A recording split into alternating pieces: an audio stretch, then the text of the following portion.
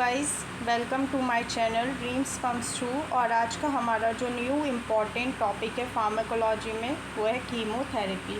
हर बार exam में इसमें से क्वेश्चन डेफिनेटली पूछा जाता है। मे बी 5 मार्क्स का मैक्सिमम पूछा जाता है, 5 और 10 मार्क्स का। सो बिना टाइम वेस्ट करें हम अपना आज का लेक्चर स्टार्ट करते हैं। सो यहाँ पे एक वर्ड है कीमोथेरेपी। अब इस वर्ड का मतलब क्या होता है? कीमो मतलब होता है केमिकल,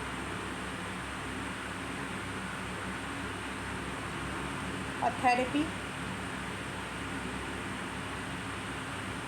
मतलब होता है ट्रीटमेंट में। ठीक है, तो कीमोथेरेपी का अगर हम मतलब देखें, कीमो मतलब केमिकल, थेरेपी मतलब ट्रीटमेंट, तो वो केमिकल्स जो किसी भी डिसीज़ कॉजिंग माइक्रो ऑर्गेनिज्म को किल करने के लिए यूज़ करे जाते हैं, वो माइक्रो ऑर्गेनिज्म जो हमें डिसीज़ कॉज करते हैं उनको किल करने के लिए यूज़ करे जाते हैं, या जो ट्यूमर सेल्स होती हैं उनको किल करने के लिए यूज़ करे जाते हैं। तो वो कौन से ड्रग्स में आते हैं? आपकी कीमोथेरेपी ड्रग्स में आते हैं। अगर हम बात करें कीमोथेरेपी, नॉर्मली अगर हम किसी से पूछें कीमोथेरेपी ड्रग्स किसके में यूज़ करे जाते हैं, तो नॉर्मली ज़्यादातर उनका आंसर होता है सिर्फ कैंसर। लेकिन अगर अभी हम इसका आगे क्लासिफिकेशन करेंगे, उसमें हम देखेंगे कि कीमोथेरेपी सिर्फ कैंसर के लिए यूज़ नहीं करी जाती, इसके अलावा वो बहुत सारे माइक्रोब्स के अगेंस्ट भी यूज़ होते हैं, जैसे बैक्टीरिया है ना, वायरस, प्रोटोजोया एक्सेट्रा। वो अभी हम आगे क्लासिफिकेशन में देखेंगे। तो सबसे पहले अब हम इसकी डेफिनेशन देखते हैं। Chemotherapy Chemotherapy is the science that deal with the treatment of disease by means of chemicals, chemotherapeutic agents that have a specific toxic effect upon the disease-producing microorganism or that selectively destroy cancerous tissue। जैसे मैंने अभी introduction में आपको बताया कि chemotherapy दो word से मिलकर बना है, कीमो और थेरेपी। कीमो मतलब होता है केमिकल और थेरेपी मतलब होता है ट्रीटमेंट।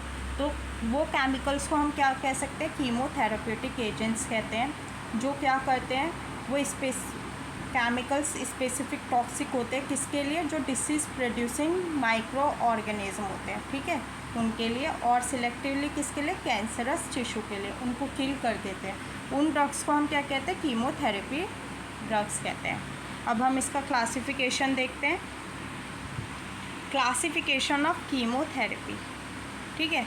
तो कीमोथेरेपी ड्रग्स दो पार्ट में डिवाइडेड है। फर्स्टली एंटी माइक्रोबियल, जो माइक्रोब्स को किल करने के लिए, और सेकेंडली एंटी कैंसर ड्रग, जो कैंसर ट्रीटमेंट में यूज़ होती है, ठीक है, कैंसर ट्रीटमेंट।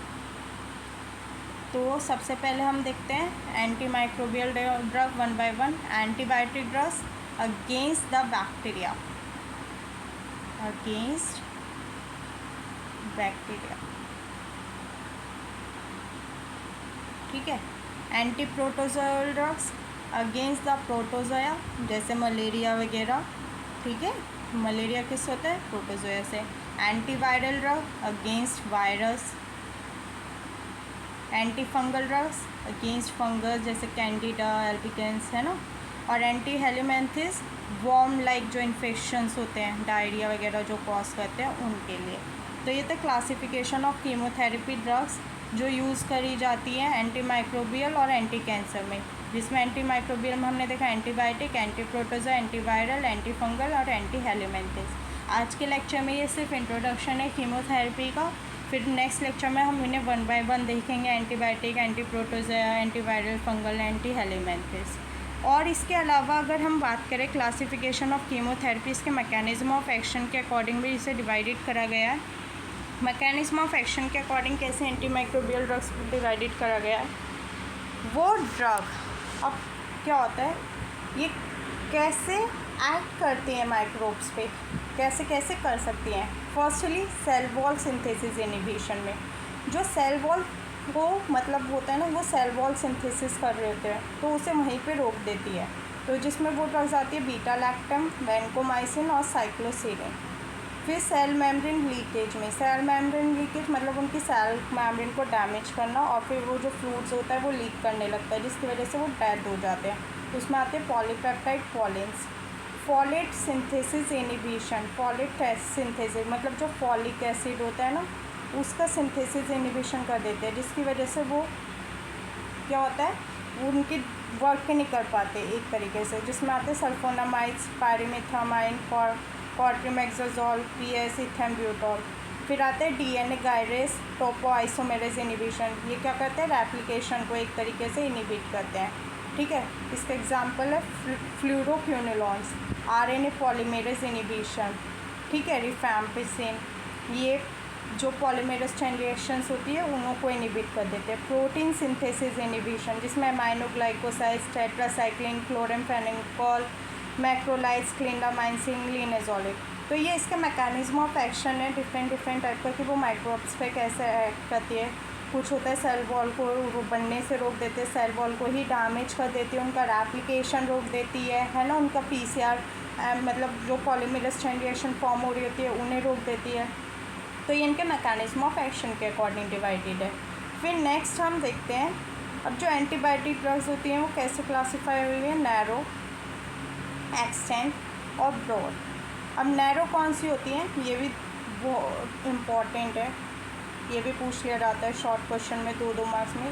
नैरो वो होती हैं, नैरो स्पेक्ट्रम एंटीबायोटिक, जो सिंगल या limited group of micro organism पर एक्ट करती हैं, वो नैरो स्पेक्ट्रम एंटीबायोटिक। एग्जाम्पल है penicillin and erythromycin. Extent spectrum antibiotic वो होती हैं जो ग्राम पॉजिटिव पे इफ़ेक्ट करती हैं, as well as gram negative bacteria पे भी इफ़ेक्ट करती हैं, वो उसके एग्जाम्पल है एम्पिसिलिन। और ब्रॉड मतलब बहुत बड़ा, वो ड्रग्स जो wide spread variety of microbial species पे एक्ट करती है, दैट इज टेट्रासाइक्लिन। तो ये था हमारा कीमोथेरेपी ड्रग्स का introduction. I hope you guys आपको समझ में आया हो। नेक्स्ट लेक्चर में हम इनके जो क्लासिफिकेशन है उसे 1 बाय 1 करके देखेंगे। और अगर आपको कुछ भी डाउट हो तो आप कमेंट सेक्शन में बोल सकते हो। और अगर आपको आज की वीडियो अच्छी लगे तो please like, comment, share and subscribe my channel. Thank you guys for watching this video. Thank you.